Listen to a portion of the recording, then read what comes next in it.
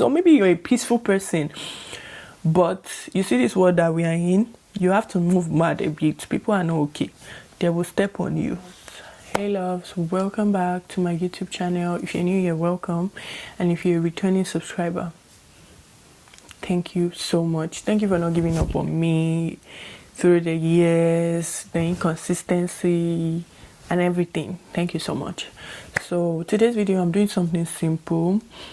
I just want to chat with you guys. I'm going to do my makeup while chatting with you guys. I'm going to talk about some things I didn't know were trauma responses that I thought were me actually being me. So how do I put it? I'm talking about stuff that I didn't know that were trauma responses, but were actually trauma responses. I thought it was just my personality. It turns out not to be. So let's just dive right into this video before I bore you guys with too much talk. Primer. And this video is not to diagnose anybody. It's just me sharing my experience. Number one thing that I've noticed that I used to do a lot is over explaining. Like when I'm telling somebody something and everything doesn't add up the way that I think the person will understand, like I would now be explaining because I do not want to be misunderstood and I do not want it to seem like I'm lying, trying to make sure that the person doesn't take what I'm saying out of context. I always want people to see my perspective. Like I always want them to believe that I had a very good reason to do what I did. I hated being misunderstood. I realized that that's not just me being nice or trying to be on the good side of people. It was just me trying not to be misunderstood so that people get what I'm saying. So even to the smallest details, I will explain it to someone. And I feel like some people will just be put off, like, why is she giving me all these details? That's the number one thing I used to do that I didn't know actually came from trauma and my experience, like my lifetime experience, the things that people have done to me. So I always want people to trust me. I always want people to believe what I'm saying because I really actually don't always believe what people say. So I didn't apply a lot of foundation because I just want this makeup to be pretty simple. So another thing that I noticed that I used to do and that I didn't know that was actually a trauma response was not asking for help. I would literally be going through a lot, and rather than ask for help, I'm going to keep it to myself. Like I'm not going to ask. I'm not, because I just feel like, why should I ask? And I think that came from me, you know, as a first daughter, I'm responsible for other people. So I just feel like I do not want to burden people because I feel like at the end of the day, your emotions, especially as a first child, most of the time you learn how to manage things yourself. You learn how to figure things out by yourself. So I just didn't like asking people for help. I hated it because I didn't want to be seen as weak, as vulnerable. So I used to think that being strong meant doing everything alone. Like I'm that strong woman, there's nothing I cannot do alone. I don't need anyone. And most of the time that's a trauma response because you just feel like you don't want to burden anybody. I feel like I don't want to burden anybody, and I hate disappointment.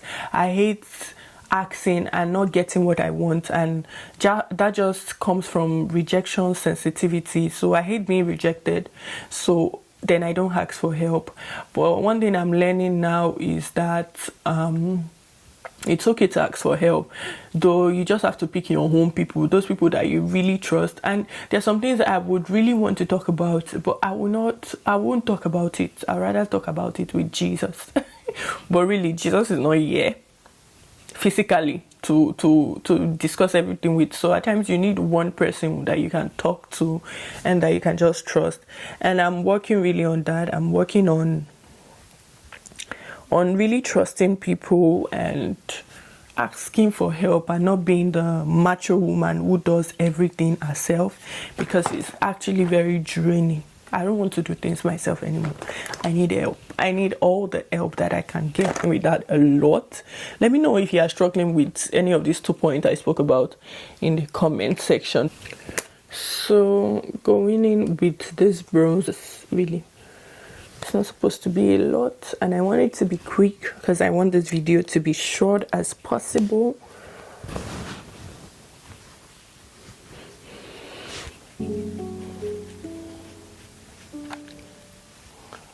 Another thing I didn't know was trauma response, that I always did and I still do, was me always thinking, like, you know, that feeling of your brain never being silent. My brain is never silent. Even when I want to go to sleep, I'm going to be thinking. It's like I always have to be on alert. Like, I'm always thinking of something. There's something going on. Like, and I used to think that everybody was like that. Do you get?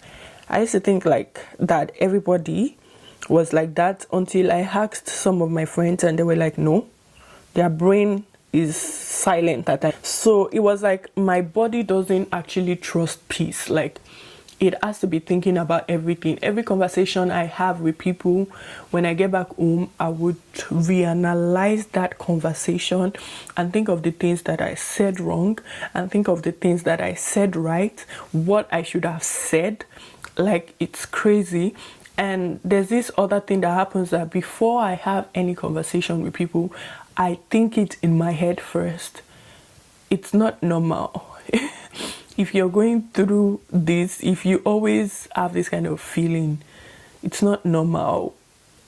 Most people don't have conversations in their head before discussing with people, or they don't go back home thinking about what could this, I should have said this instead of this, and reanalyzing and just thinking and I would think about it and think about it until it cripples me if I don't really just snap out of it. Like, I overthink a lot. Like, when I'm talking to somebody, I would catch onto their cues, when their energy shifts, how their eyes is, the way they act towards me. I would notice if you don't like me, and most of the time it's true. If I think something is off about you, most of the time it's actually off.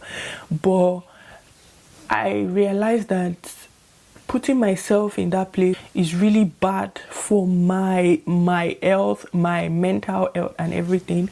And it's one thing that I'm really giving active effort into stopping this, because most of the times this conversation you're analyzing, the person doesn't even remember that you've had it. So I just tell myself, no, it's not that deep. You need to stop. You really need to stop. It's not that deep. It's all that. I think that also stems from ADHD, but that's a conversation for another day, you get. But I'm working on it. I'm giving in active and conscious effort. I'm working on that.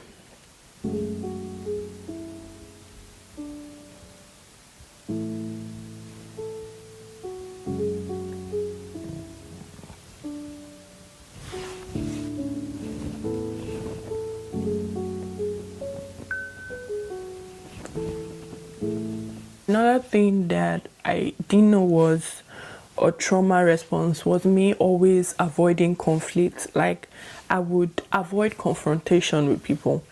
Like, if I'm going to have a confrontation with you, I would literally be shaking.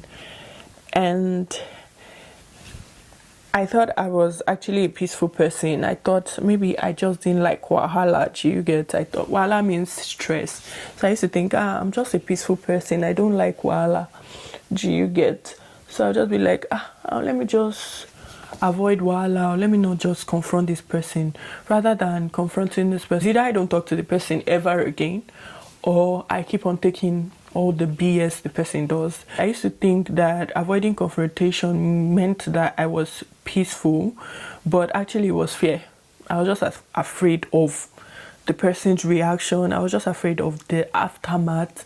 What if it turns into a big fight? Because I was always avoiding fights and stress. Growing up in school, you would barely see me fight or get confrontational with people, and this thing made them actually want to like ride me, like kind of bully me, because they just felt I was afraid. There was this girl in my class in secondary school. Anytime we're having a conversation in class and I try to just say something, like have a voice of my own, like have an input into the conversation, she would just shut me up, and I would just accept, because I didn't want to be confrontational with her. I would just say, okay, I'm avoiding this girl, I'm not going to get confrontational with her. I would avoid it because of fear. I remember the first day I was going to stand up to her, maybe like after a year of her doing the same thing, I was shaking while doing it, and I got so mad and I beat her up really bad.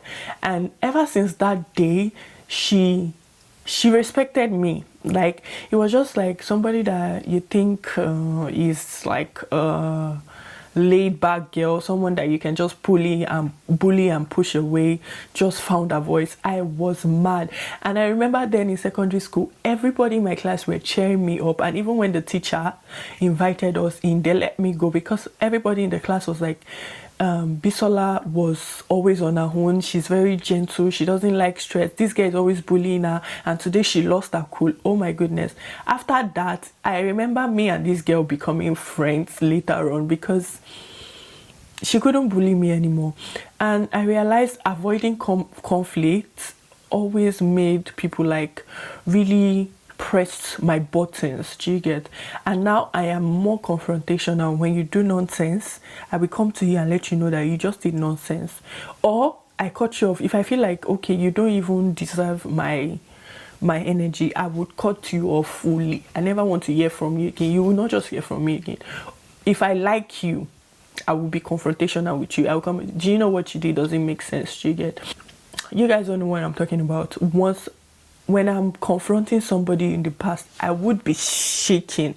My nervous system is not used to confronting people. So the more I do it, the less I became. The more I do it, the less I became. So now I can confront you without shaking. But in the past, I would be shaking, because my nervous system is just used to, let's just maintain peace, let's not confront people, let's not upset people. So I just realized that avoiding conflict stems from a place of fear, stems from a place of low self-esteem, because you feel like the person's reaction, you might not be able to handle it. Or maybe growing up, your voice was never heard, or you were not taught to be confident enough, or I don't know, it stems from so many things. Or maybe you're a peaceful person, but you see this world that we are in, you have to move mad a bit. People are not okay.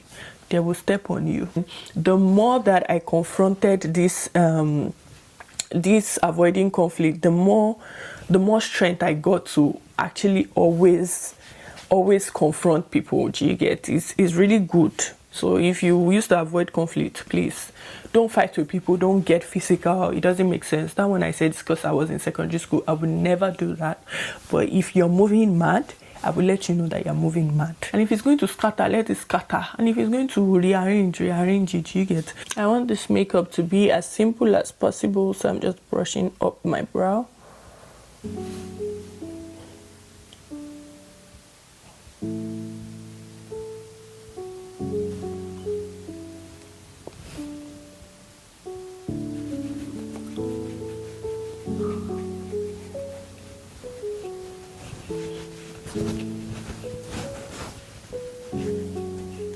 Just imagine, I forgot to blend here. So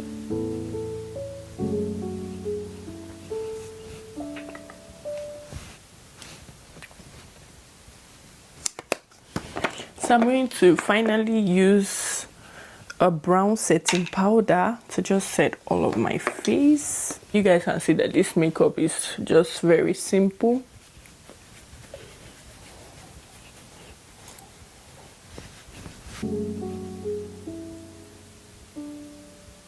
So the intention was to talk about 5, and I think I'm just going to talk about 5. There are others, but let's just talk about 5 today.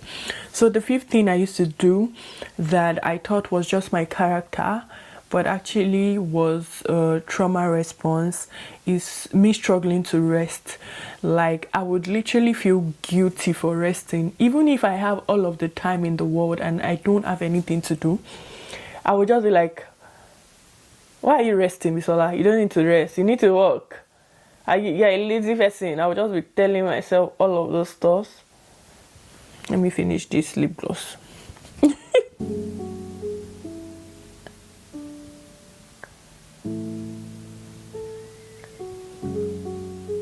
So resting for me always felt like, what am I doing with my life? I'm supposed to be doing something. But even if I had a break, if I sleep, I would feel guilty. I would be sleeping and I'll be feeling guilty for sleeping. Or I would just be watching TV now. I would just be telling myself that, Bisola, I've not done anything.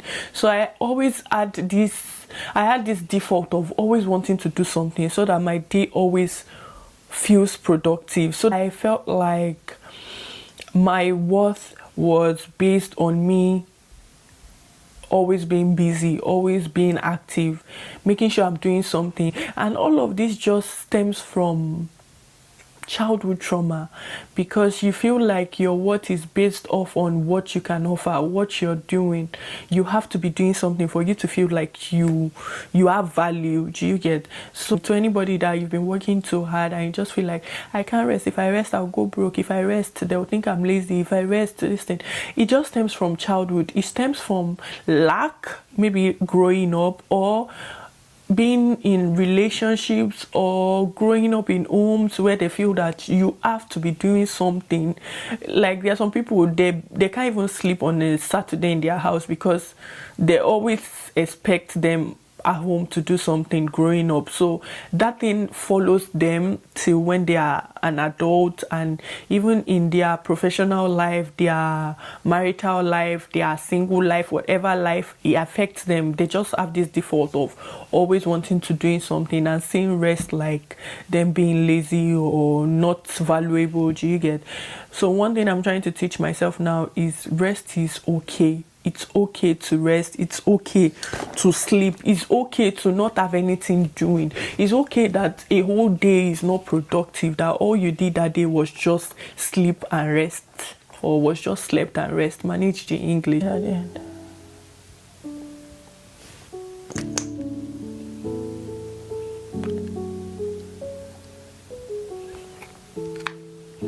Kind of nonsense this thing is this shin do like this egg band. Can you guys see this spray bottle? Very nonsense.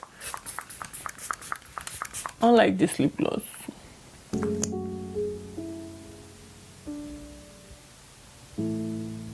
Anyways, those are a few things that I've noticed about myself. And healing is not always perfect. It's about catching yourself with grace and not with judgment. Like, you don't have to judge yourself. And what do you guys think about my makeup? It's very simple, I know, but I think it looks very, very nice. And ignore my hair. I just came on this video with my real hair. Just ignore it. I think it's buzzing also because I rolled it. And if you can relate to any of the things that I've said in this video, I want you to know that you're not broken. I want you to know that you're not crazy. Life happens. Do you get? So all of these things are trauma responses, and the good thing is you are healing slowly but surely. You're healing, and you can reteach yourself. You can relearn some behavior. The good thing about this life is that you can be anybody that you want anytime you want. You can have this character today and choose not to have it tomorrow. Do you get? We are all learning. We are all growing. We are becoming more aware, and I think that's what I love about this our generation. Do you get? Thank you for sitting here with me and hearing me yap. Thank you very much. And if you've not subscribed to my channel, please don't forget to hit the subscribe button and turn on your post notification to let you know anytime a new video drops. And let me know anything you relate with in this video, or any more trauma responses that you didn't know were trauma responses that you thought was your character. I've started saying rubbish. I'm going to see you guys in my next video. I love you. Bye.